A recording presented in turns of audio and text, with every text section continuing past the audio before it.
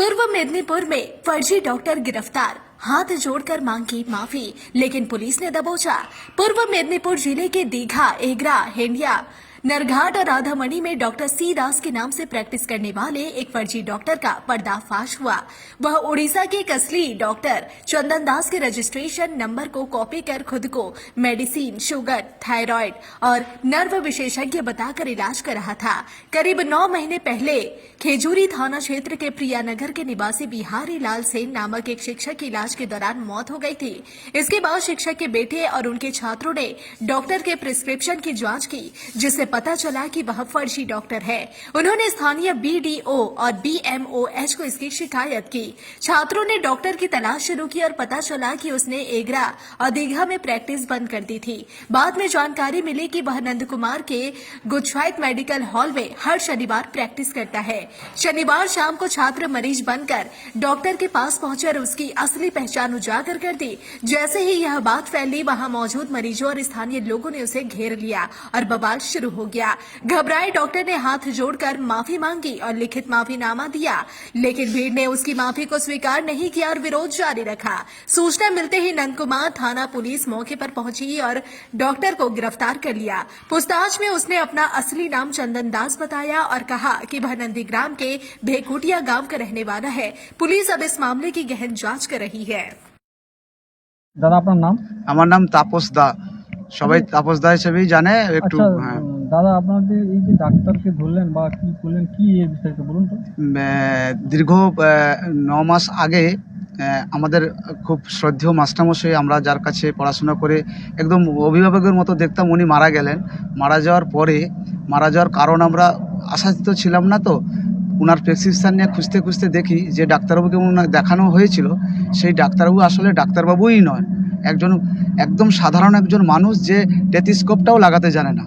উনি উড়িষ্যার কটক থেকে প্র্যাকটিস করেছেন বা ডাক্তার বলেই উনি আমাদের এই পশ্চিমবাংলার বিভিন্ন জেলায়, বিভিন্ন অঞ্চলে, বিভিন্ন ওষুধ দোকানে উনি চেম্বার করে বেড়াচ্ছেন। এবং উনি করেছেন কি, উড়িষ্যার একজন প্রফেসর ডক্টর চন্দন দাস, ওনার নাম নিয়ে উনি তার রেজিস্ট্রেশন নাম্বারকে নকল করে, প্যাড, স্ট্যাম্প, সিল যা হয় তা নকল করে পুরো রুগী দেখা শুরু করে দিয়েছেন দীর্ঘ বছর ধরে। আমাদের এই মাস্টারমশাই মারা যাওয়ার পরে শুরু করে তদন্ত করতে গিয়ে দেখলাম যে উনি ডাক্তার নয়, অন্য একজন ডাক্তারবাবুর, সেই উড়িষ্যার ডাক্তারবাবুর রেজিস্ট্রেশন নকল করে উনি ডাক্তারি করে এরকমভাবে চালিয়ে যাচ্ছেন। বহু মানুষ প্রতারিত হয়েছে, বহু মানুষ হয়তো ওনার ভুল ট্রিটমেন্টে মারা গেছেন, যেগুলো আমরা বুঝতে পারিনি বা জানতে পারিনি। আমাদের স্বর্গীয় মাস্টারমশাই বিহারীলাল সেন মারা যাওয়ার পরেই আমরা এটা তদন্ত করে জানতে পারলাম। আজকে আমরা দীর্ঘদিন ধরে খুঁজতে উনি 6 মাস অন্তর চেম্বার পাল্টে দেন।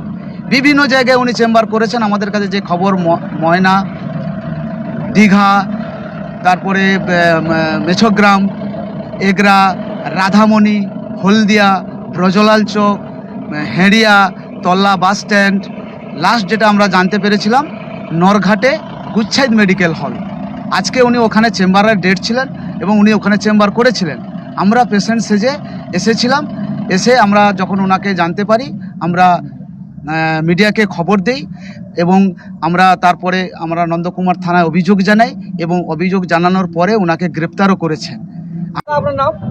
আমার নাম শেখ কাসফর দোজা। আপনাদের এলাকায় এরকম জালি ডাক্তার ধরা পড়লো, কি বলবেন? বিষয়টা আমাদের নলেজে ছিল না, এই আপনারা না আসবেন না আমরা জানতে পারবো। অ্যাকচুয়ালি এখানে সমস্ত পেশেন্ট আসে, বিভিন্ন ডাক্তারবাবুরাও বসেন। এখন আলটিমেট আমরা জনসাধারণের পক্ষে সম্ভব নয় কার রেজিস্ট্রেশন কি আছে, কোন ডাক্তার কি আছে, সেটা তো আমাদের পক্ষে সম্ভব নয়। এখানে সরকারকেও দোষ দিয়ে লাভ নেই, আর এখানে মানুষকে সচেতন হতে হবে। যে সমস্ত ঔষধ দোকানরা এই সমস্ত ডাক্তারবাবুদের নিয়ে বসান, তাদেরকেও সচেতন হতে হবে যে কার রেজিস্ট্রেশনে কোন ডাক্তার কি। এ তো আলটিমেট আমরা যেটা শুনলাম, এটা 9 মাস ধরে ডাক্তারবাবুকে কি খোঁজ চলছে, অনেক পেশেন্ট মারা গেছে। অবশ্যই তো কি, উনি একজন মেডিসিন লাইনের লোক। দেখুন আলটিমেট কিন্তু দোকানদার, ঔষধ দোকান তো আপনি আমি করতে পারবো না, চানা মুড়িওয়ালা করতে পারবে না। Actual B pharm, M pharm থাকা উচিত তাদের।